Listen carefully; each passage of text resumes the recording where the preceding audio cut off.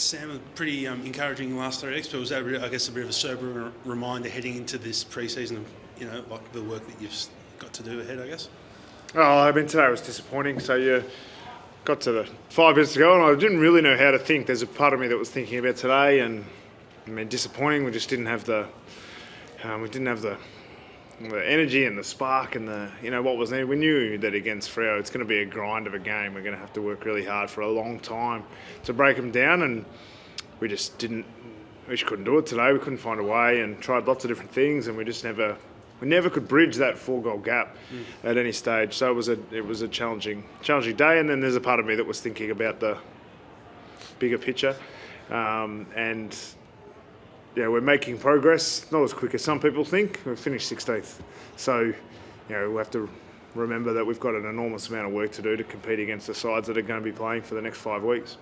I guess form fluctuations throughout the year have been probably one of the big features of your season. Obviously, a young developing team. Is that, heading into next season, is that obviously one of the aims to really bridge that gap of how often your form fluctuates so much, I guess? Yeah, clarity of understanding creates consistency. So that's one of the things that we really need to work on is clarity of messaging, consistency of performance, and the longer we play together, the more consistent we'll become.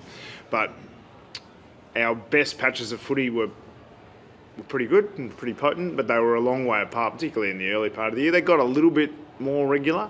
And even in a game like today, we didn't get blown away. They never kicked a whole bunch of goals in a row, which was a serious problem in the first half of the season. So, we were sort of thereabouts for a long time. Today, we just could never quite bridge the gap. So, while we're making progress, we know that we're 16th. So we know that is the reality, and that's where we're at, and we know we've got a lot of development to do. And there's lots of positives to see. There's lots of parts of the game that we're really pleased with. If you had have said today that we could win the inside 50 count, win the clearances by 10 or 11, and just be not finding a way to score, if you had have given me that at the start of the year and said, well, if we're winning those things, then I probably would take it, because of that was where one of the big challenges was around the middle of the ground. But pleasingly, that part of the game we've worked enormously hard on and had results. Scoring has been more of a challenge, and pretty regular that I was referring to Mitch Lewis in the coach's box next to me and thinking that he might have assisted us today. Where did the improvement come in the second half of the year, generally? Because it was a better second half. Where do you think it came from?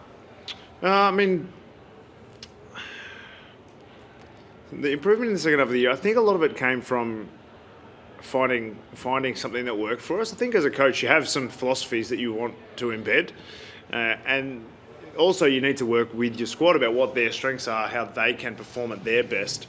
And I think key players playing consistently together.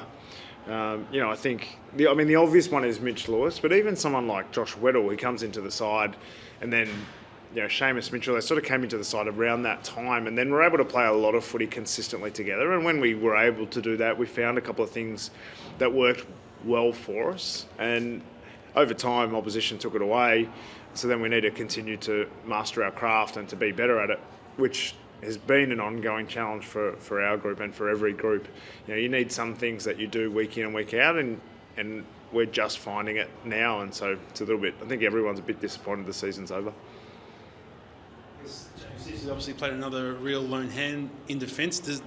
Is that an area that you guys are going to have to, I guess, attack in the off-season, giving him a bit more assistance down there? There's reports that you may be looking at Ben Mackay as a potential, but, is that something you're looking at as well, that department? I think we're always trying to improve our list, and Sis was, he's fantastic again. And at three-quarter time, it was like the rest of this game is actually going well. We just can't find a way to score. And so Sicily's our most potent threat in the ground. So I said to him, "You want to go forward, see if you can?" He said, "Yeah, sure." So in the last quarter, he got isolated a couple of times and probably could have kicked a couple, but the rest of the game didn't look great, so we moved him back again. But Sis has had a fantastic season, and he'll continue to be really important for us. But I think him being a lone hand is a bit disrespectful to some of the other efforts of some of our other players. I think Blake Hardwick's season has been outstanding, and I think James Blank today, he was pretty isolated for a lot of the game, and I think he's played 20 or 30 games. He actually stood up really well. So I think the rest of the back half is is got some work to do to get to James Sicily level, but I thought that wasn't the issue in the game today. Is Ben Mackay someone you would consider getting? I mean, list management is something for Mark McKenzie and his team to build towards, but I think we're very keen to improve our list, of course, like everyone is. And in the last 2 years, we've made significant changes to the way that the whole list profile looks, and now our list profile is about where we want it to be. And so we need some finishing touches and some more talent in a couple of key areas. And there's some players out there on the free agency market that we'll be looking towards.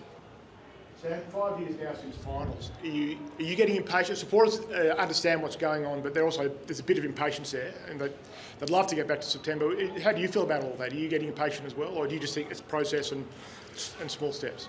Oh, I mean, I think there was a period where the clarity of the future is there. And I mentioned to the players 6 months ago how many people believed in what we were doing, and it was, in the hundreds. And now, potentially, it's close to in the millions. Anyone who follows footy, they might not think we're doing the right thing, but they know what we're trying to do, and they've seen some evidence of that. And I think finals being in our sights. Will we get there next year? It seems like we've got another year of significant amount of development to do, I would say, before we're competing with the best sides on a regular basis. But can everyone within our four walls see future finals for us? And the answer to that is a clear yes. And that's part of our job, is to build towards that. We can skip a few steps and try to get there straight away, but we're not interested in just ducking into the finals. We want to be a team, like there's teams that are finishing in the top four and getting criticised. What a great luxury that would be. And that's what we're heading towards. So that's the standard that we have to hold ourselves to and that we have to continue to work towards. Now, one of those barriers in getting there is to make the finals, and that's a very public one that everyone will look at. But that's not the goal of our group. Our goal is not to make finals. Our goal is to win premierships. So anything that gets in the way of that, and even if that was making finals, we're not allow that. We have to try to win premierships, and that's what we're here to do. Possibly organise a few things with the players, maybe watch a few finals together, or in the coming month, or. I don't know if that's actually allowed, so I probably wouldn't formally be asking players to go and watch finals. But I mean, I've encouraged our players, and we haven't had obviously the big exit meeting where we talk about those things, but there's a part of me that doesn't feel like this is the end of a season and it's a break between now and our next game, of course. But we're still on the same journey. The journey isn't changing gears. The journey isn't changing directions. It's the same journey that we're on. And a part of that is understanding the pressures that come with finals footy. And as hard as we thought today's game was, it'll be nothing on any one of the finals that's coming. And so I've said to our players, if you get any chance to go to any finals, you should go to them. Because for those a couple of them who have played in finals, there's a step up, and that consistency of it, every time they feel a little bit sorry for themselves in a training session and they remember what a semi-final's like, or a preliminary final, that's always a fantastic weekend. And I think going to finals footy, and particularly in Melbourne, is one of the best things you can do. I think it's a great time of year, September, and that's why I think we're all a bit disappointed that our season's over before September comes.